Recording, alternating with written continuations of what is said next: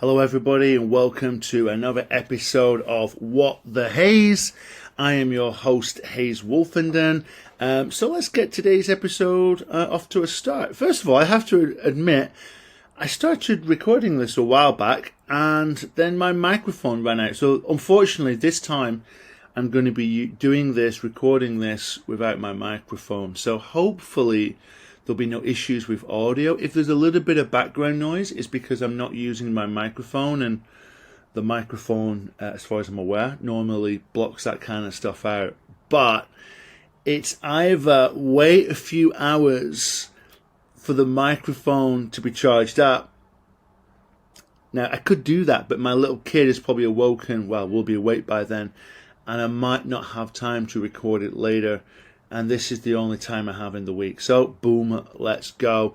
Before we start, just want to remind everybody, if you're not aware of this, if you want to support me, my podcast, if you want to support me as a writer, you can buy my book, Jack Strong and the Red Giant, which is available on Amazon. The link is below. It's plastered all over social media. And then I've got my poetry book, Made in China. First of all, Jack Strong and the Red Giant. It's about a 12-year-old bullied boy who gets abducted. Yeah, that's the right word. Abducted by a spaceship. Okay. And he has to, he's on board and he's got to find out how to get around the spaceship, how to use the spaceship, has all kinds of crazy adventures whilst meeting all these alien girls and boys. And in the process, he learns a little bit about himself.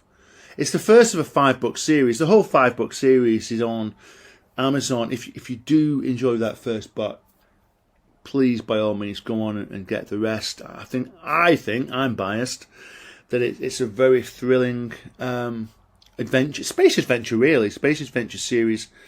I could do a podcast all about that, about why I wrote it and stuff. I am aware now that it's becoming part of the dim and distant past, because I've written books since then.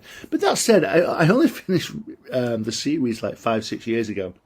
But in my mind sometimes it's like 10 or 12. That probably just comes from writing so much. Made in China, my book of poetry, it's 50 sonnets on modern China. That sounds quite esoteric to you. But a lot of the subjects discussed about urban areas, a lot about people who are disadvantaged and downtrodden. So I think a lot of you out there will know people like that in your own communities, and so I think you should find it quite an easy way to relate to these people. They're both dead cheap as well. I think it's like £1.24 or $1.24 from Amazon. I want to say cheap as chips, but these days chips are not cheap. But it's nothing. So please, if you do want to support me, I would appreciate that. And of course, if you do like the book after reading it, give it as high a mark as you can. Leave a review, all that stuff. But it would be really, really much appreciated. And everybody that does actually leave reviews, I really have appreciated it. Okay, first of all, just to mention a few of the listeners or the downloaders that have listened to the podcast, that have got involved in the podcast. Just call some, not names, but names of cities and countries around the world. Izmir, Turkey, Melbourne, Australia, Glasgow in the UK, Riyadh in Saudi Arabia. Love it. Love you. Thank you so much for downloading. Thank you so much for listening. If you have questions, just drop me a line. If you want to, sometimes when you have discussions, it's not even necessarily disagreeing, just adding to it. Adding to the discussion, I think, is important. So please do. If you want to send me some questions, I would love to do a podcast in the future where I just responded to either questions or prompts from listeners. I think it'll be so interesting. Next week, I'm hoping to do my first interview, by the way. It's with a writer and artist at my school. And I am completely not an artist. I am an unartist. So I'm really interested to hear his story, his style, about his style. How does he approach the writing, and therefore art phase. I know he's a bit, as far as I'm aware, I think he's a bit more successful than me. I think he has, or has had an agent. I think he has had books that are properly traditionally published. So that's definitely more successful than me. So I'm very interested to know how he has made it through that door. And can he recommend me? Can he recommend me to somebody? So I'm really looking forward to that. What are we going to discuss today?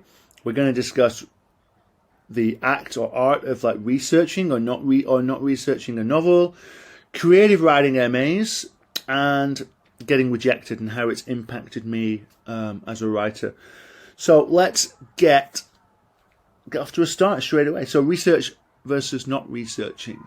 My idea for this came from, I was reading the Times a long time ago, and there was like a historical fiction writer, I can't remember who, and they were talking about, I researched my book for 2 years. And I was like, 2 years?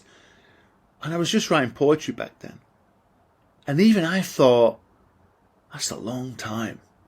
2 years researching. You know, if I'm researching an essay for 2 weeks, I'm like, oh, right, that's enough. Time to get on with the essay now. Time to get this onto the page and start hammering it into shape. Yeah, I just find 2 years to research quite perverse. I don't know what you guys think out there. I know like Stephen King, he's of the opinion, and I tend to agree with him. He's of the opinion that you should check certain facts after you've finished. Maybe after the first draft or the second or third. So if you're writing about someone in the American Army or the police, you can just go back and just check a little fact, whether it's in a library or you could email, say, someone in the Army, someone in the police. You might know somebody that served, for example, and you could check certain details. I get that. I get that for small things. I think for big, even like, writing a book about Victorian England, I still think most of it we know about. Oh, you want to write about the life of an orphan in an 1850 workhouse in northern England? Right, it's going to be hell. It's going to be hell. They're going to have, because we know this. We've digested all the books and all the movies and TV shows about this. It's going to be really bad. I think you could do a really good job of just writing it and then later checking up some details. But I think a good compromise. Maybe you need 2 or 3 months. Maybe you finish writing a novel, or say you finish writing a first draft. Maybe you need 2 or 3 months off. I do. But you should always do something in that space between books. Maybe just take 2 or 3 months to research that your next book. Maybe you don't have to research the whole thing. Maybe you need to be a bit more like pointed or specific about what you're researching. Maybe you know a lot about Victorian England, but maybe you don't know about the lives of, say, supervisors or overseers or the landed class. Maybe you can research that in particular. I think that's interesting. I always go back to, when I think of these things, I think about the writing process. I think about you as a writer. If you're researching for 2 years, you're not writing for 2 years. And I think that will affect your craft. I think, of course, the counter argument to that is, or some kind of counter argument is, oh yeah, but you're taking notes. I don't think note taking is writing. Not like, writing, being an author, it's wordsmithing. And this word's come into my head recently, or come back into my head, I probably should say. And I think wordsmithing is this: it's writing with thought, it's writing with a plan, it's finishing writing, it's looking at it again, however briefly, and changing some things, and then carrying on writing. I write when I'm writing. It's very much stream of consciousness. I mean, I sketch a plan.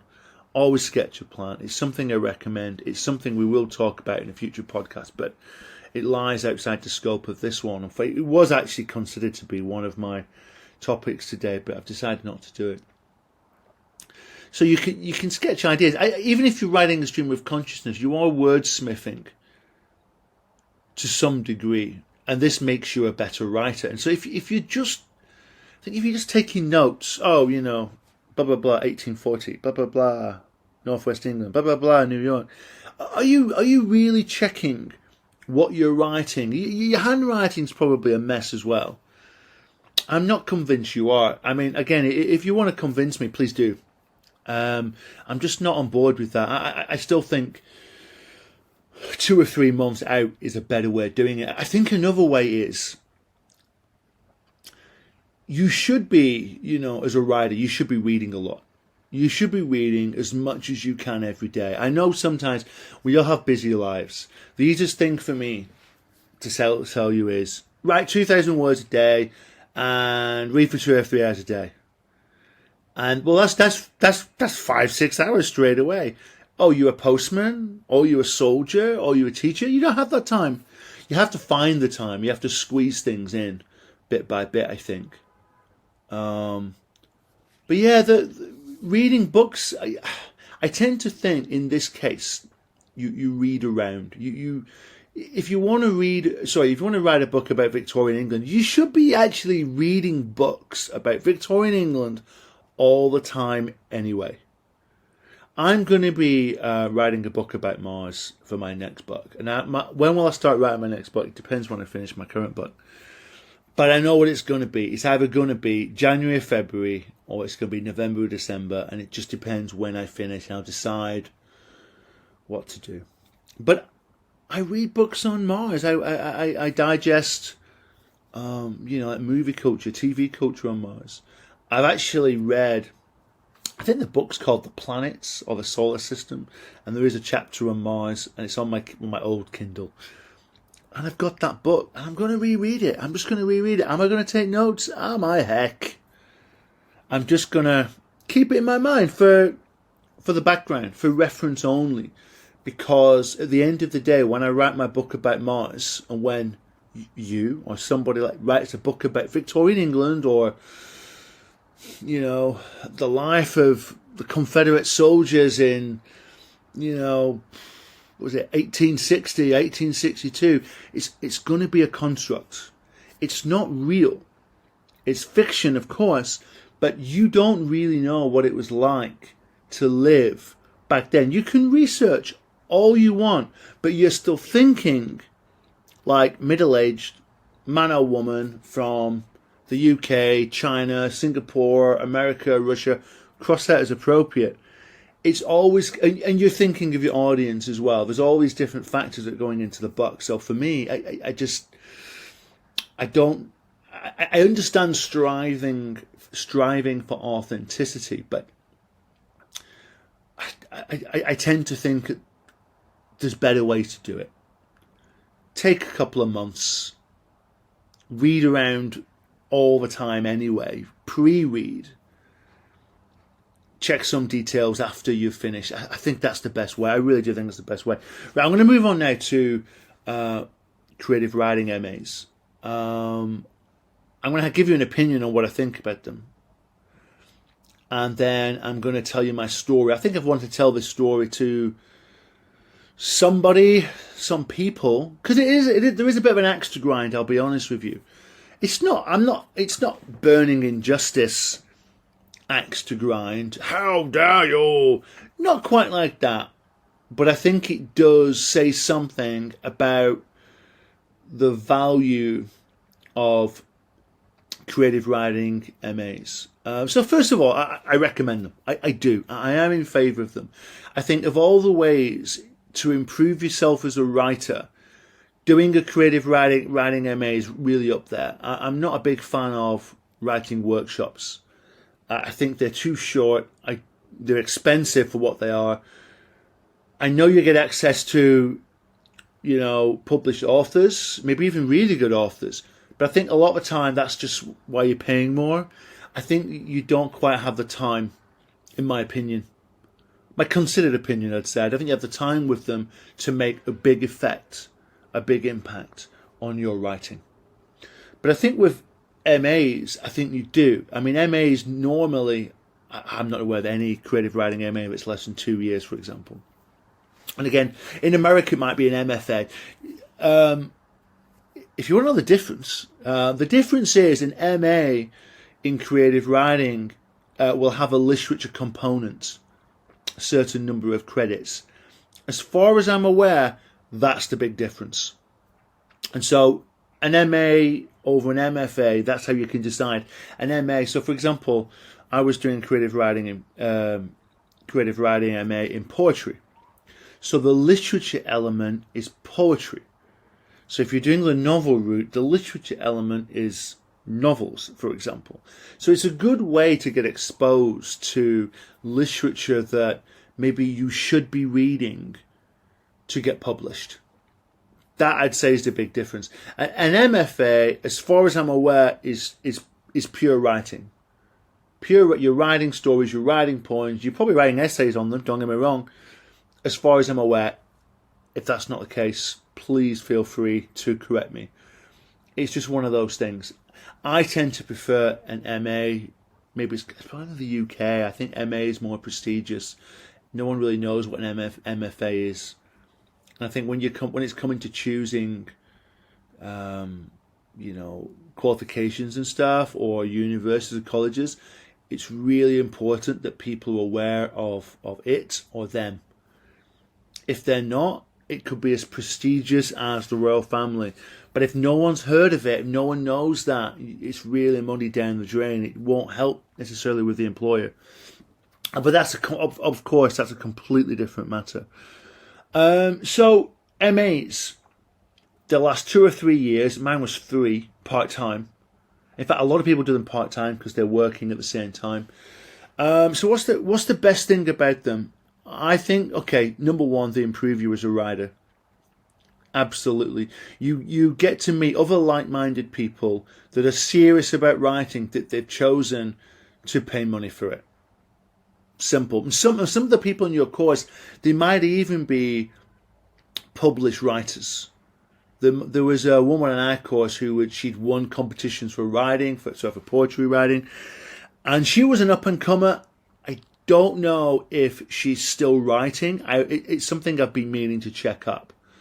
But she would write very very well polished poems.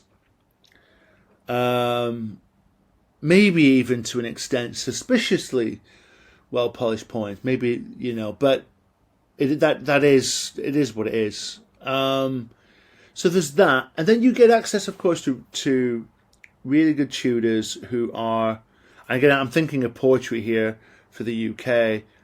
Some of the best in the field, probably in the top 10 UK poets in terms of prestige, books sold, reputation, all that kind of stuff. So, for example, the big course lead at our university was Caroline Duffy. And this is one of the disadvantages. I'm going to come to this.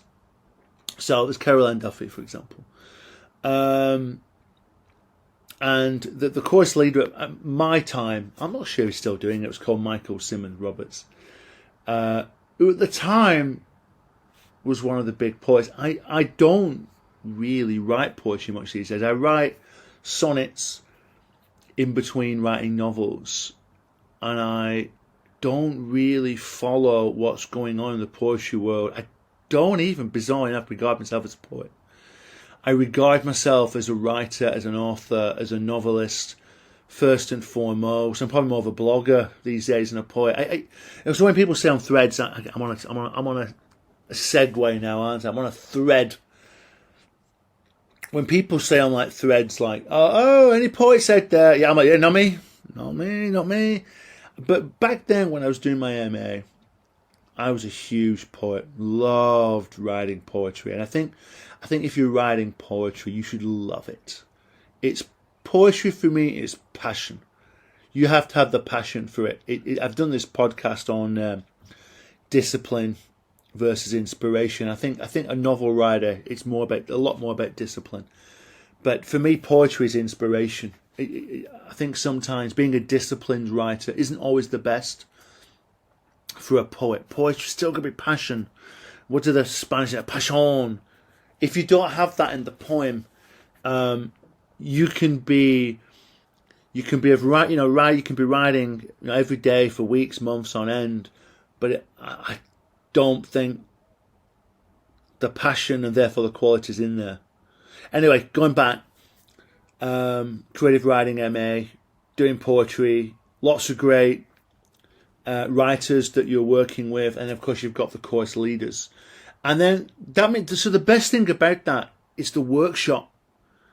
The workshop. I mean, you heard me earlier criticising a workshop. This is because on a creative writing MA, well, you're doing it for 2 or 3 years. I think we did writing workshops, twice, 2 terms. So we're doing the equivalent of 1 year, minus holidays, of course, 1 year just workshopping. And what do we do with the workshop? We submit a poem and we all discuss it. And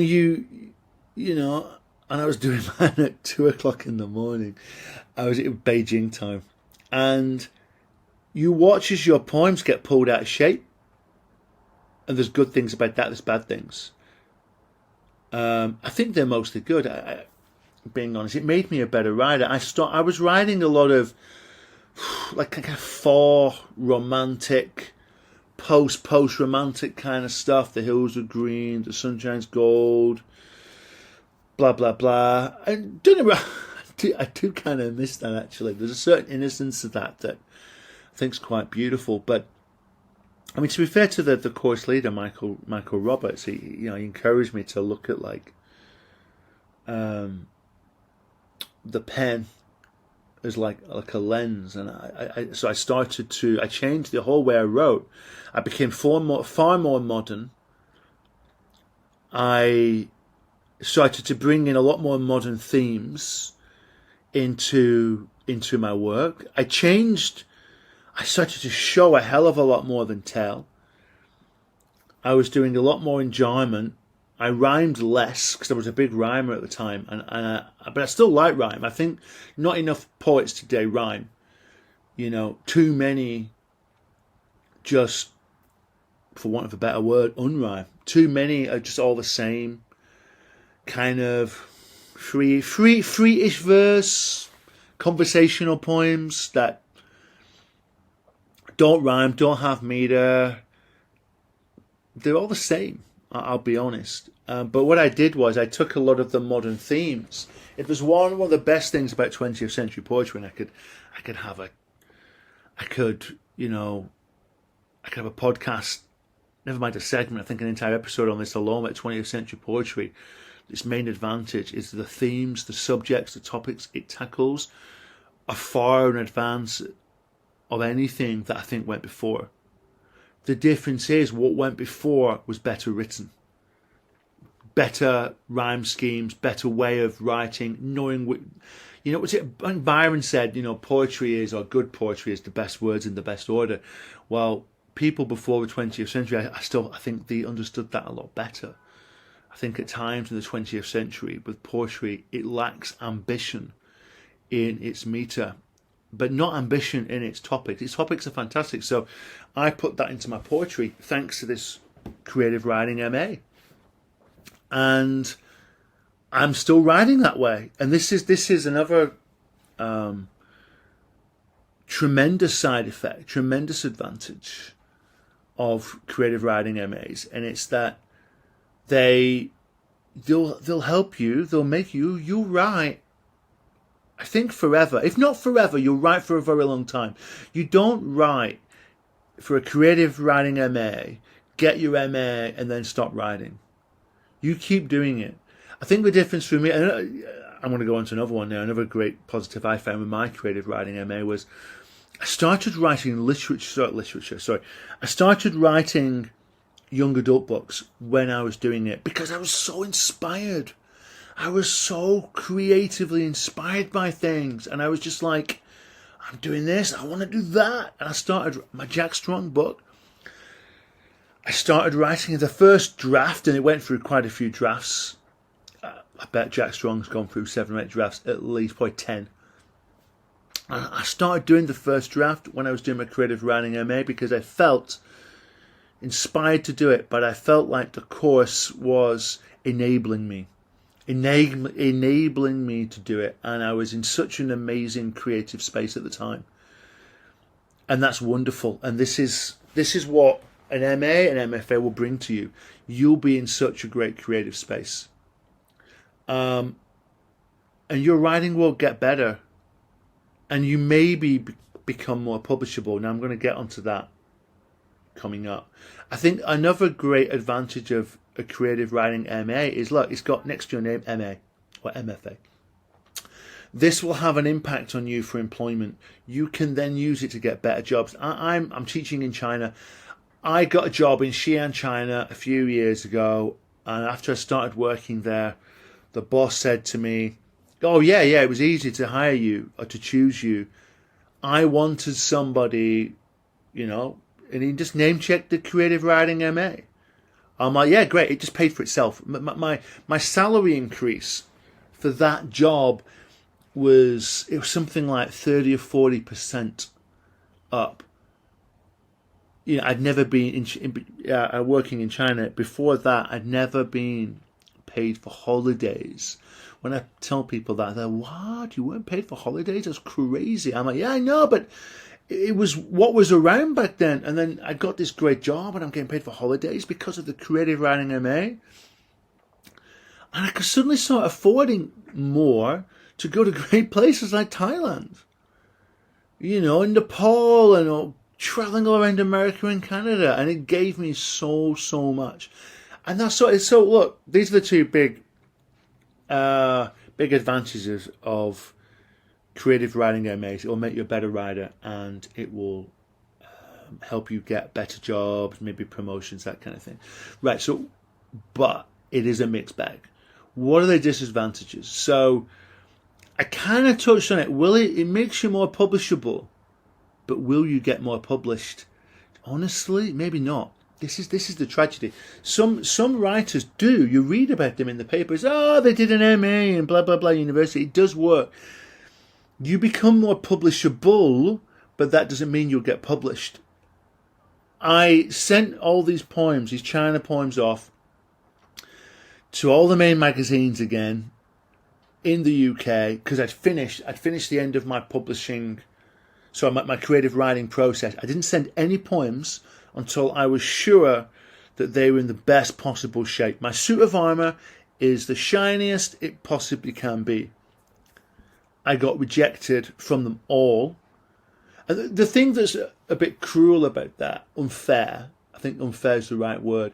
If I'd have sent my poems before, that I mentioned, like the false romantic poems, they would also have all been rejected. And so I'd improved as a writer, but according to my publishing record, I hadn't.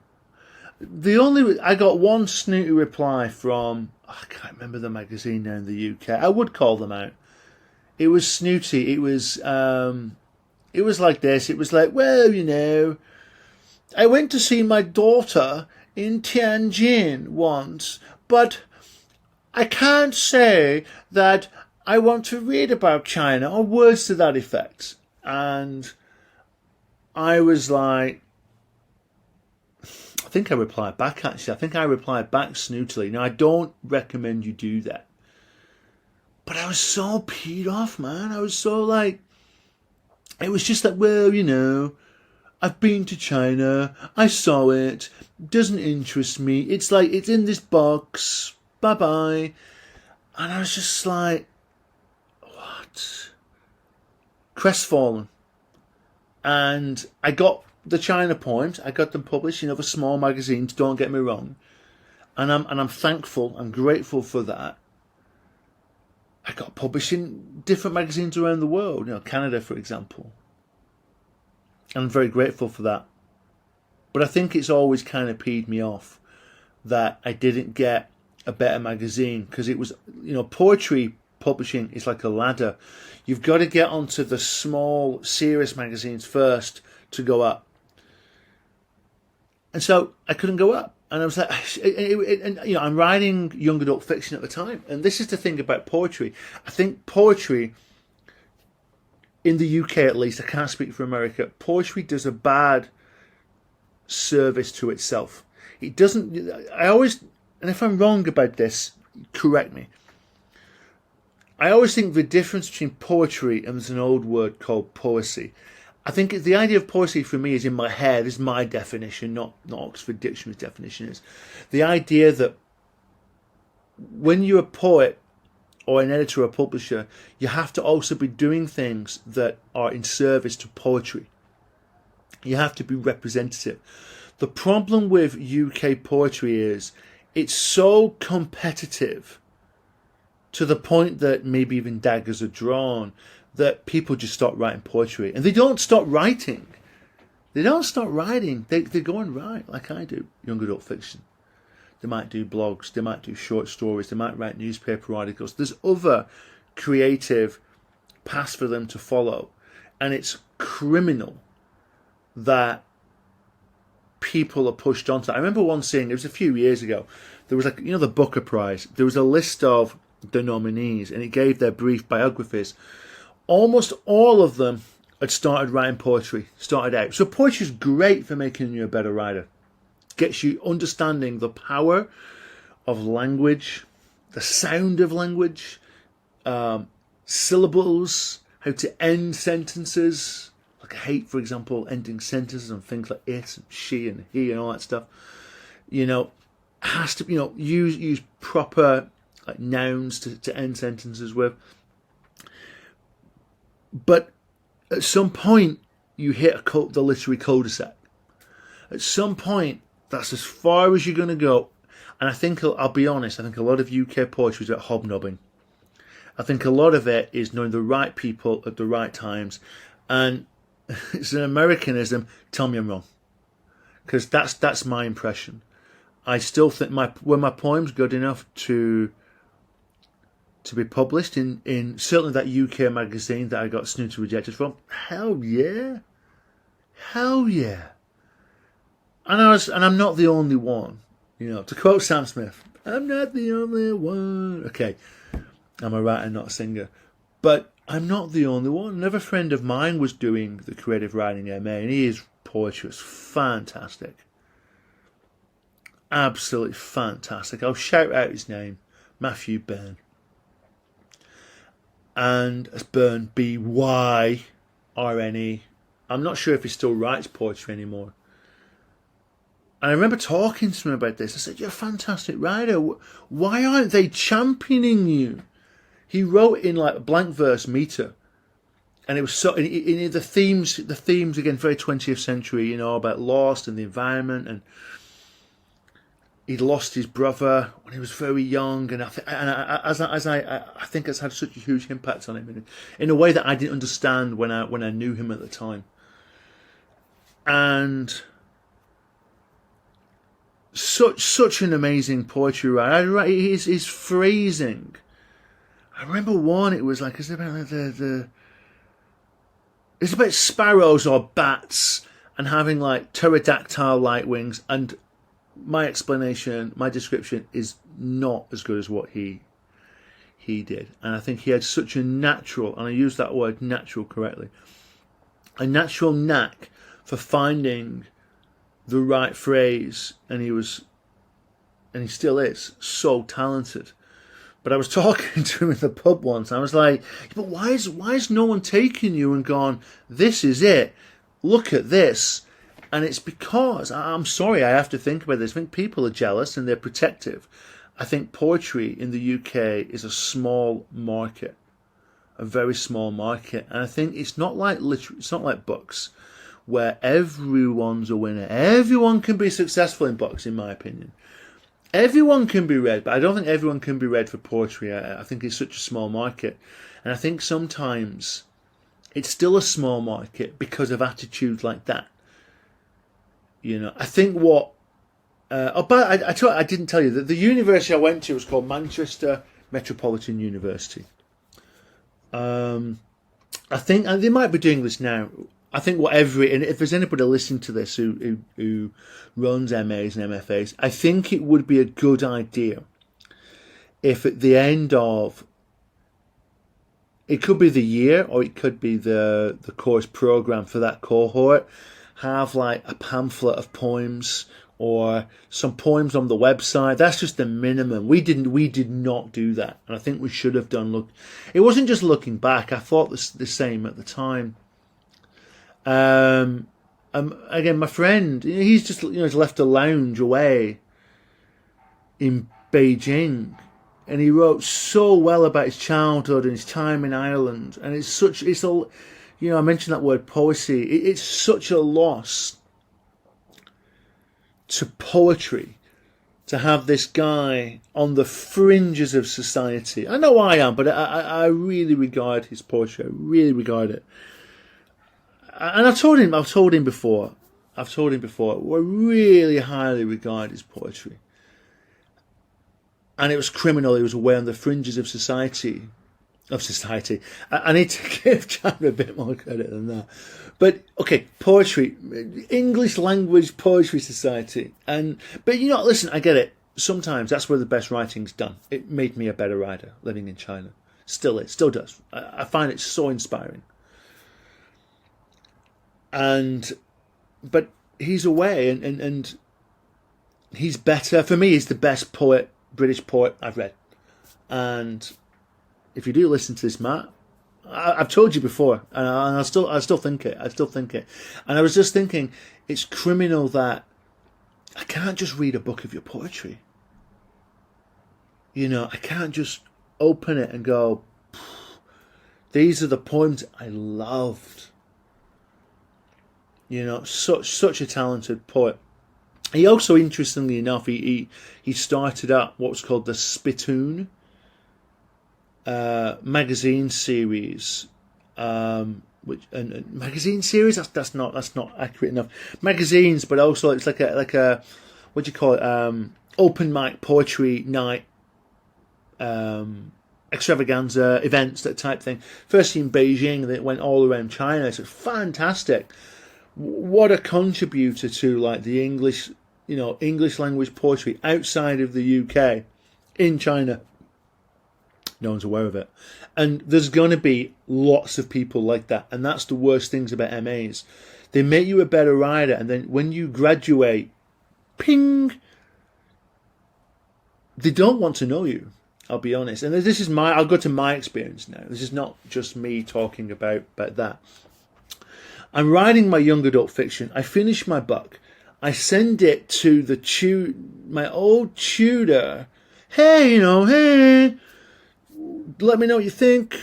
I'd be happy to hear your feedback. I'm not telling him to give me feedback. I'm saying, if you have time, I'd appreciate it. Let me know what you think. Because I'm getting to the stage where I'm going to send it off to agents, right? I got a really snotty message back from the program leader whose name I've already given, and that's Michael Roberts. And it was just like pretty much like this: don't talk to us again. Don't, like this. This is the subtext. You've graduated. We've got a new cohort. We don't want to hear from you again. And I was flabbergasted, to be honest. I was flabbergasted, and I wouldn't. I'm not walking in every day. There's burning injustice in my heart. No. But occasionally it does come back to me. I'm like, it was wrong. It was, it was one of those. I can't remember the original email, but it was just like, you could have taken the time. Maybe it was connected. There was another issue which goes into MAs, and again, I was rejected by the magazines, and I wrote this reflective essay on Jack Strong and the Red Giant. We had to write, I can't remember, it was 10,000 words, but that includes the material. So it was the first 7,000 words of Jack Strong and the Red Giant, and you write a 3,000 word reflective essay about the process you went through. And We were given one sample essay to look at, which is not. Come on, that's not really acceptable. Just one, but look, it is what it is. That's just a side note. And so yeah, we had this one, and it was like, everybody read it. Everybody read the sample essay. Okay, that's what you do, you know. So I wrote the reflective essay, and I got a mark back. It was like 57% of 58. I think it might have been 58. And I complained, and I said, "Hey, I think it's a lot better than that." Because at the time, I was like, right, if I get 70 plus, I think I'm on for a first here. I really feel this MA is working for me. I'm putting in the work. I feel so inspired. I felt so inspired. And I just felt like the person had marked it. They'd come back from the Christmas holiday. They're a bit hungover, a bit knackered, for want of a better word. And they didn't. They gave me the 58. And listen, so I said, I appealed. And I appealed. I appealed via email. They didn't let me appeal. It wasn't an official appeal. They wouldn't even do that. And I just said, just have a look at it again. And if I was to get a lower mark, fair dues. If you're going to appeal something, first of all, you do it infrequently. I'm not one of these people, by the way, that always complains. I know those people like that. If you've done college, I met someone once in Beijing, and she said, "Oh, I always complain about the scores I get." And I'm like, right, okay, so that just shows all your marks are artificial. They're always bump one going, that's that woman again. Put the marks up just in case. I don't always do that, and I just felt like, and it was, I'd looked at the sample essay, and my analysis wasn't too far off, and I just felt they could have looked at it. And you do get this. To be fair to creative writing, this is not necessarily a reflection on creative writing MAs. This is a reflection on universities in general, where they're not like schools. Because schools have gone more approachable and a lot more transparent. I still think universities are still, to a certain extent, no, that's the mark we've given you. Yeah, go away now. I'm the professor. It's still that kind of mode, and it's anachronistic, because not even jobs are like that. Schools aren't like that. Jobs are like that. Universities shouldn't therefore be like that. They're not an island. They're a part of society. And again, if you do appeal, you have to be prepared to accept a lower mark. And you know what? If they'd have looked at it again, look, we've done this, we've done that. I got in the end a bit of a brief feedback, and this is really important. It has really gone into my writing process. And they said something like, "We think that you should have had a bit more analysis." Well, what did I say about my book? It was something like, moving forward, what I'm going to do is I'm going to keep writing, I'm going to keep reading books, I'm going to edit, and it's interesting, because I've really thought about that years hence, and if you read my writing blogs, I really go into this and the basics of writing. If you want to become a better writer, if you want your book to be better, there's 3 basic things you have to do. And this is expert analysis. You have to write, and you have to write regularly, and you have to read, and you read regularly, and you have to edit everything you do. And sometimes editing is something you come back to 2 or 3 years later when you've got a bit of space. I've edited my Made in China poems, I don't know, many times, but I've gone back to them years later and gone, you know what, I'll change that one word. This is what I want this poem to be. And that is how you write and make a book successful. And I understand there's an audience, I understand there's obviously different opinions. And so and you could, maybe who knows? Maybe I'm wrong. I've said this. Maybe it is a 58% essay. But I tell you what, when it comes to analysis, I'm spot on. Writing, reading, editing. If you can't do those, if you won't do those, if you don't commit to those, it won't work. We can have all those other things. Well, have a look at the first line and stuff. It's still the same thing. That's editing. Everything is writing, reading, editing. It really is. For me, it's the Holy Trinity. The final thing that peed me off about the MA was that, so when this happened, the writing's on the wall.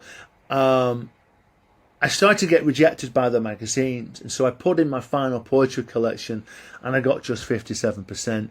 Was I gutted? I was disappointed, man.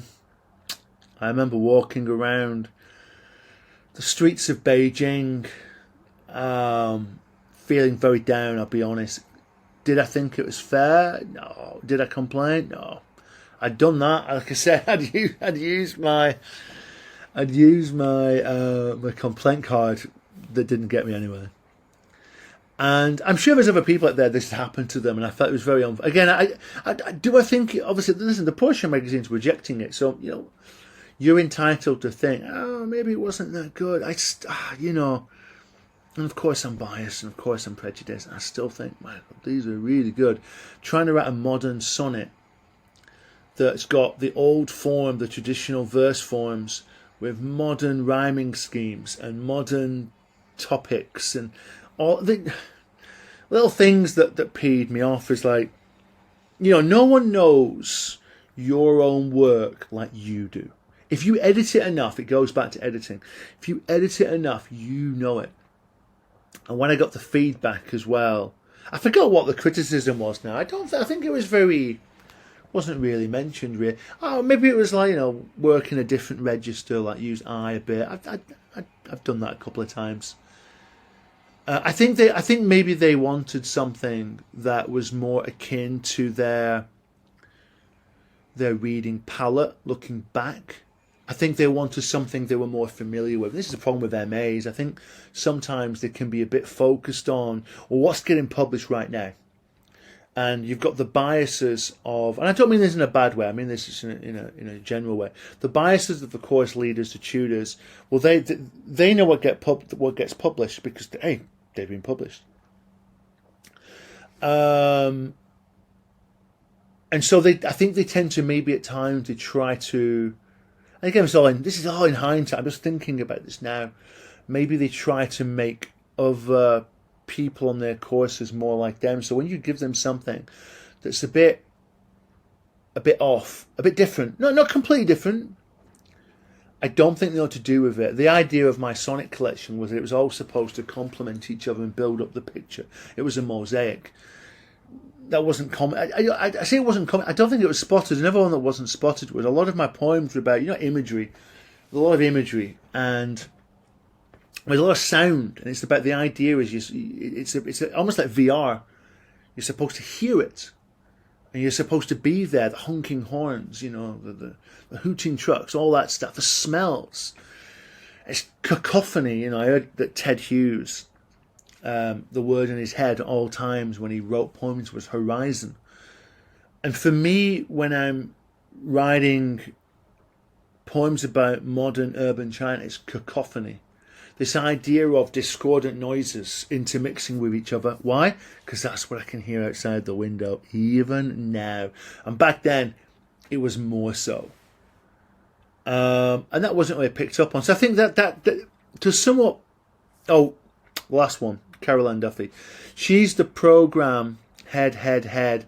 Do you meet her? No. Did she do any workshops? No. That can happen sometimes. You've got to be careful, I think, when you're choosing your MA, of who's the actual person that's going to be doing the actual classes, check who they are. Did it bother me that Caroline Duffy was not doing it? No, not in the slightest. It does chuckle me when I do read something in a newspaper. Oh, she's the head of blah, blah, blah, blah. I'm like, whatever. I don't know what that's supposed to mean. Maybe they designed the program, don't get me wrong, but actual day-to-day input with the students, zero. At least for the virtual route. For the actual classroom route, who knows? Maybe they pop in. I bet she doesn't, but we'll see. To sum up, I think creative writing MAs, they're worth it, but nowadays check the fee. Check the fee. You've got to do it with the understanding, aside from these gripes about should have got a better mark. I think everybody has that. It doesn't really bother me, other than I don't think they really understand. It's just harsh. I don't really understand novel writing. I've written far more novels than the program leader, and I know about it. And these is like, and it's like, but that's that, and that's life. Has it made me a better writer? 110%. And I'm still writing today. When did I finish it? 10 years ago? 12 years ago? Something like that. I think it was 10 years ago. Seemed longer sometimes. But yeah, made me a better writer. Made me more publishable, but not published. Not yet. Who knows? If listen, and this is, to be fair, if I get a book published, accepted with a literary agent, and then a major UK American publisher, I'll give props. Of course I will. It started me on the process. But I would also like a little bit of just to acknowledge, I also got here because of my own steam, and luckily I ignored some of the stuff you said. Yeah, it's interesting. Yeah. Again, think of your career. I think it's one of those things. I think one of the problems now with the MAs is that if you're 50 odd and you want to do an MA, because I think some MAs, they're there for interest only as well. It's interesting. It's very, very interesting. It's wow, reading modern poetry, fantastic. But if you're 54, 55, and I did mine when I was 32, right? And I'm almost 48 now. So I 32, and I finished 35. Oh my God. So you see, 12 years ago, not 10. So it's very, very interesting. But now they've got more expensive. I don't know. Is it really worth that amount of money? It just depends how much money you have, I'll be honest. If you've got enough that you're not going to miss the money, do it. It'll make your writing better. And if you're thinking about retirement, or maybe you're already retired, it'll make your retirement that much more interesting. Especially now we're living longer and we're living healthily, so healthier longer. I think that, yeah, what a great idea. Retire and just write. Maybe more people will start doing that. I don't know. I would like, when I retire, sometimes I want to retire in my 50s. I want to retire and I would just write. I mean, I still edit as well. I want to go back and edit my Jack Strong books at some point. But because there's 5 of them, it will take so long to edit. I think it might be 2 or 3 years, being honest. I could do it quicker rushing, but what's the point in that? To go back and edit them, I think they were good. Somebody's given me feedback on one recently and said, yeah, you wouldn't change anything. So there you go. So maybe it's a bad thing for me to edit them. But I can't take 2 or 3 years out of my attempts to get published right now. That's the reason why I'm not going back to re-edit them all, really. Right, we're on 53 minutes right now, and wow, we're really talking today. Getting rejected. That's the third and final thing for today. Some of you out there, you will have been rejected already. Some of you, like me, will have been rejected hundreds of times. If you heard me talking about my MA, to a certain extent, it's about rejection.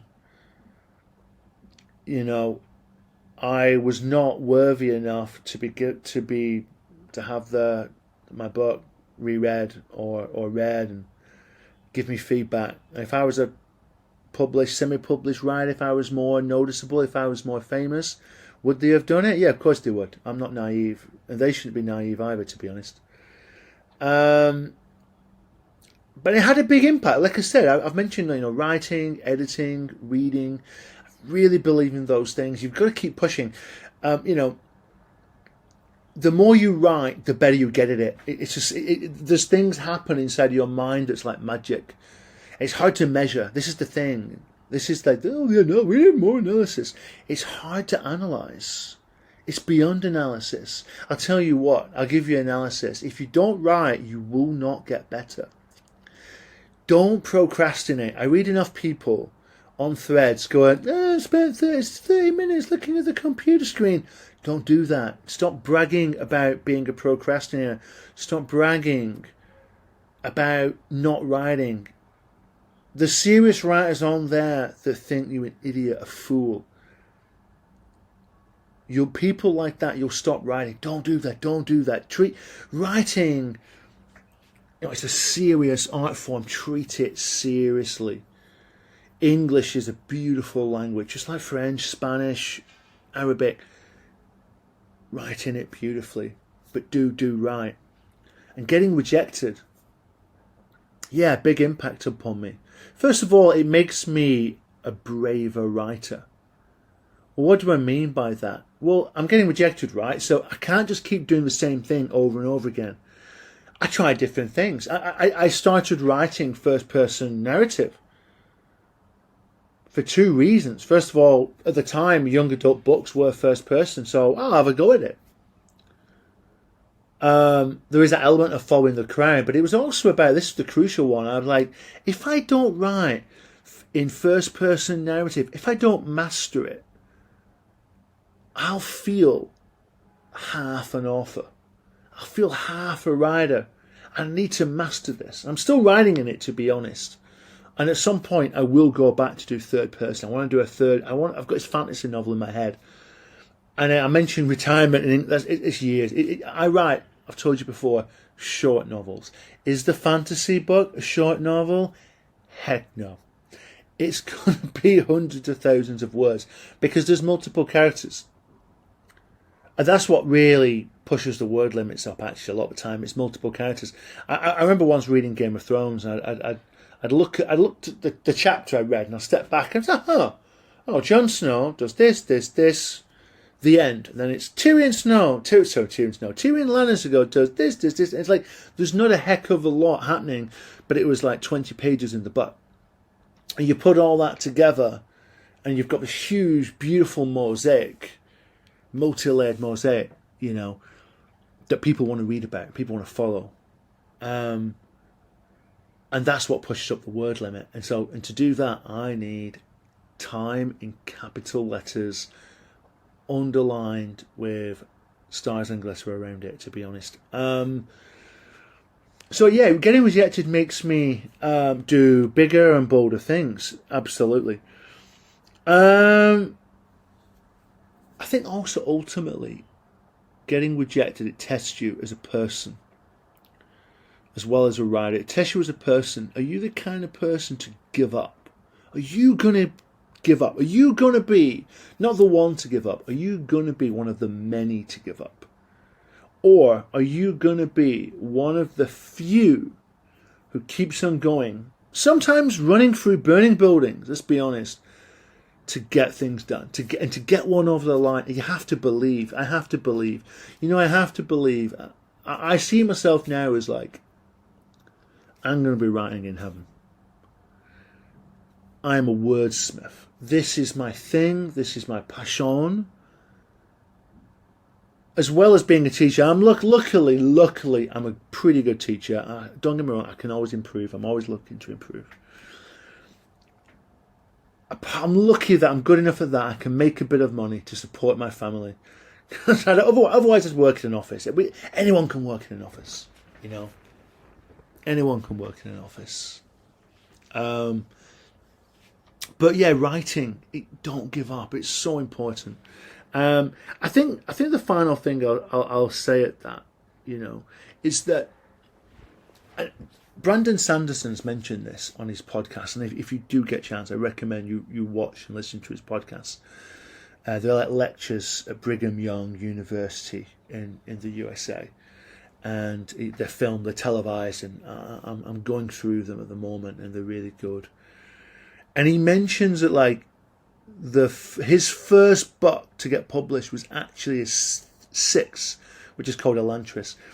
Mistborn, which is what he really got famous for, was his 14th. And so by the time he gets published and or gets famous, well, he appreciates it. It is not a thing that just happens. He's rejected. Stephen King's rejected, I think, 4 or 5 times before finally getting published. But some writers, J.K. Rowling's one of them, and I've been thinking a lot about her recently. I think J.K. Rowling is one of the finest writers of our generation. Harry Potter, wow. The rest of the stuff, I read A Casual Vacancy. I thought it was quite poor, to be honest. I've not read the detective novels because, I'll be honest, I read A Casual Vacancy and I don't think her writing style kind of suits adult stuff. But I think what I'm talking about, but that's not what I'm talking about right now. Right now I'm talking about, she goes into the transgender stuff. Now, my take on this is not what other people's takes are. Other people's takes are, oh, she's right, or she's wrong. She's right, I'm going to read her. She's wrong, I'm not going to read her. This is what I think is the truth. The tragedy is, she's just not asked about writing anymore.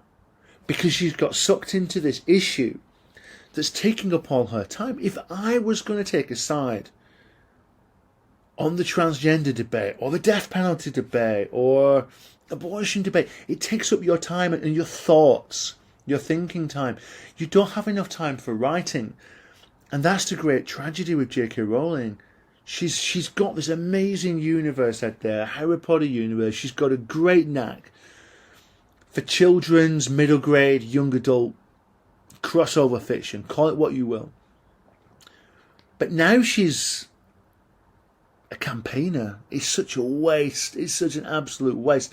And I think one of the reasons for this is that she got published with her first book. We've been given it got rejected lots of times. No, it didn't. No, it did not. I just want to kind of really rubbish that. She got an agent the first round of asking. It's so rare. It's so rare. It's like seeing a shark in the River Thames, right? It's so rare.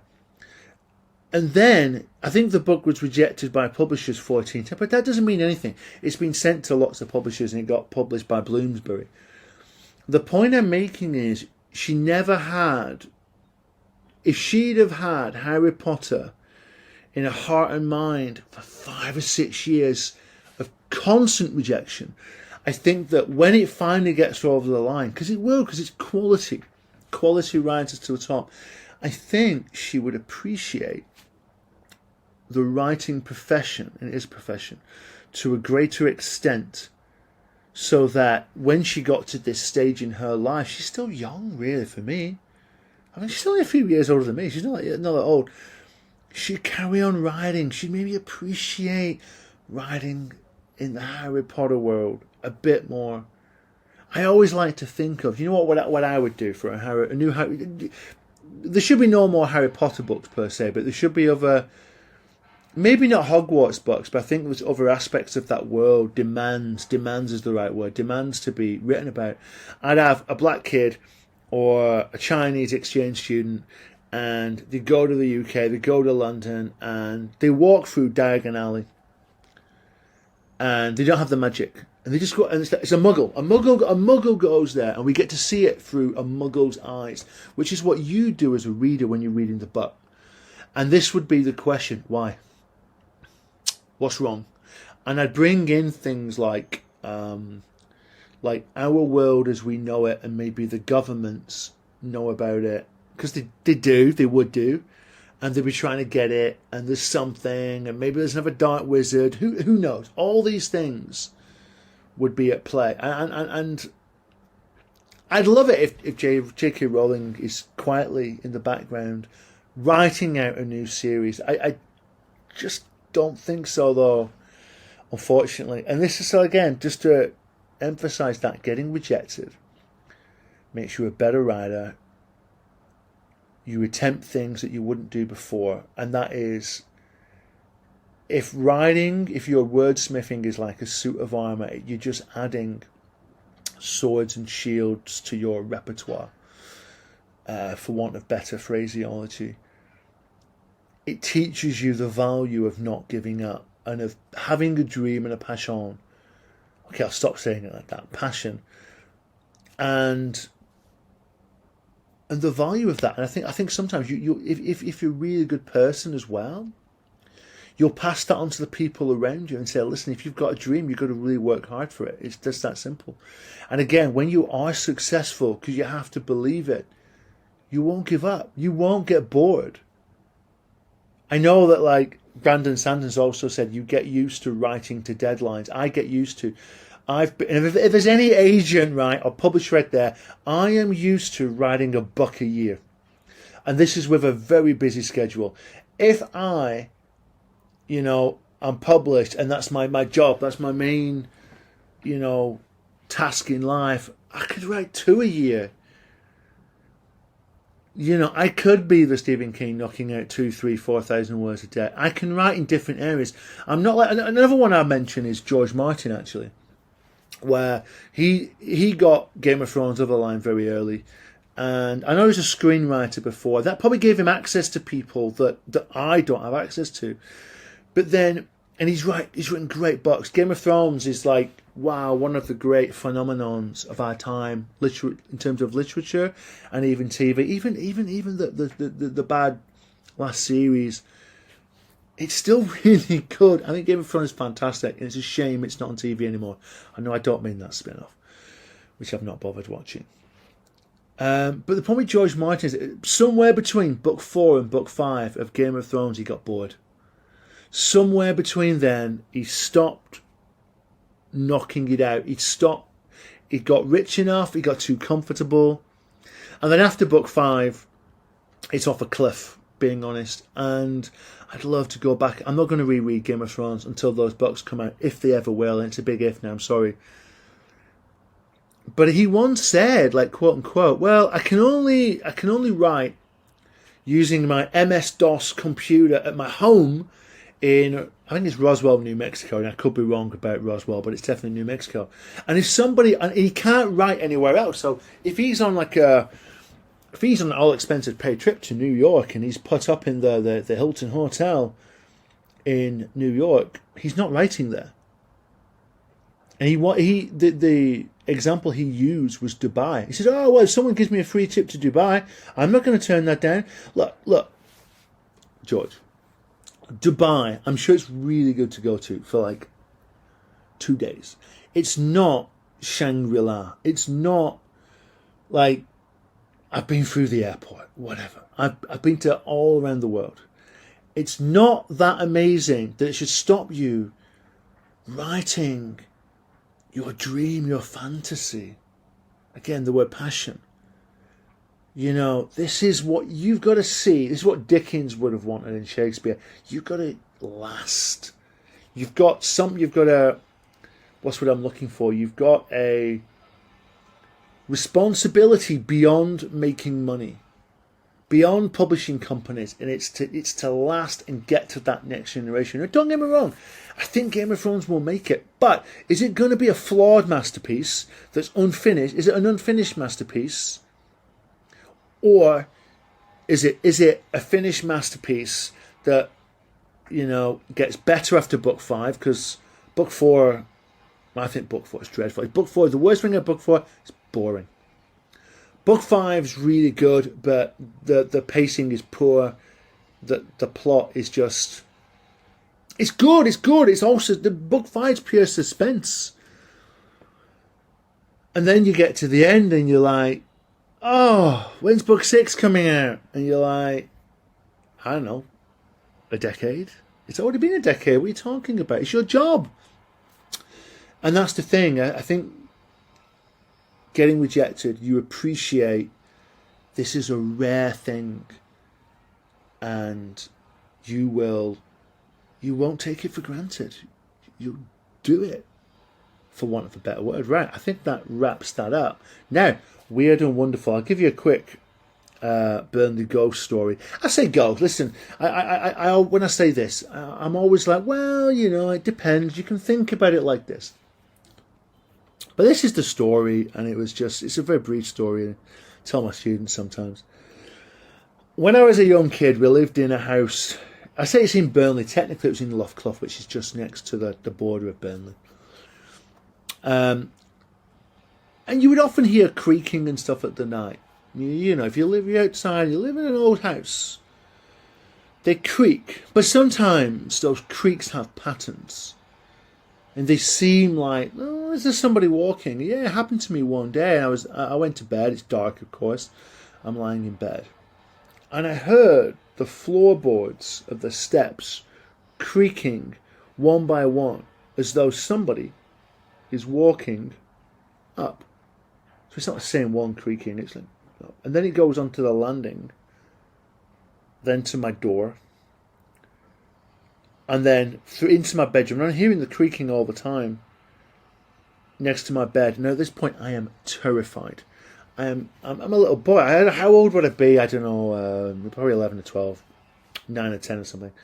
And I'm turned around. I just can't turn around. And I turn around, and I swear to God, I expected to see something. I didn't see anything. But at the same time, I didn't disbelieve it. And I'm all a big believer in, maybe it's the pipes, maybe it's creaking. I'm like, really? So it made the sound just like somebody's walking up. It was almost like Scrooge doing his nightly rounds. And the house was strange. There was lots of weird things. I did lots of. That's probably a bit of an exaggeration, but every year there was something. Creaking was one. There was one time my mum, she was lying in bed and a bag started to move on the floor. Slowly, like poltergeist activity. And she thought we were just joking with her, like we got it on a string or something. No. There was never a time where, like, I was in the back garden and I was looking towards the house and there was a figure in the kitchen walking around. Didn't think anything of it. 5 or 10 minutes later, I go back in. Oh, there's no one downstairs. Okay. Go upstairs. My mum's in bed reading. I mean, she's safely tucked in bed. I didn't ask her, I'll be honest. I didn't ask her, hey, were you downstairs just now? Because I knew if she says no, then, oh my Lord, it was one of the. Who knows? It's more likely that she was downstairs, don't get me wrong. But it was more like she looked tucked up in bed. She looked like she'd been there for some time, quietly enjoying the book she was reading. Anyway, I find these things interesting. They all link into my writing process. I've not written a book about ghosts, but I have touched on the supernatural. So one day I'd love to write a book about ghosts. I just have to find some kind of ending that hasn't been done before, and that's really difficult because a lot has been done before. Right, that's a wrap, as they say. Again, just thank you everybody for listening and taking the time to listen to my ideas. Again, please do drop me a line if you've got any questions, any feedback. If there's topics you want me to discuss on a future podcast, let me know what they are. Love it. I think next week I'm going to have an interview, like I said. So I'm looking forward to that. One more thing. Jack Strong and the Red Giant. Book about a 12-year-old bully boy goes into space. It's a space adventure. It's Harry Potter in space. It's maybe almost like a junior Star Trek, junior Star Wars. There's a huge 5-book series about, Dark Force Rising. Jack Strong is the one, the bullied one, the weak one that must become stronger to confront these things. And doesn't that reflect life to some degree? The weak must get stronger to rise up and get better and get more experienced. So please check it out on Amazon. The links are all around. Made in China, of course. 50 sonnets on modern China. It's a great way to visit China, modern China, and not actually visit modern China. That's the way I wrote it. Almost like photography VR, and like photos with the pen, as it were. I think you'll really enjoy it. Again, thank you very much, and see you all next week. Thank you. Bye bye.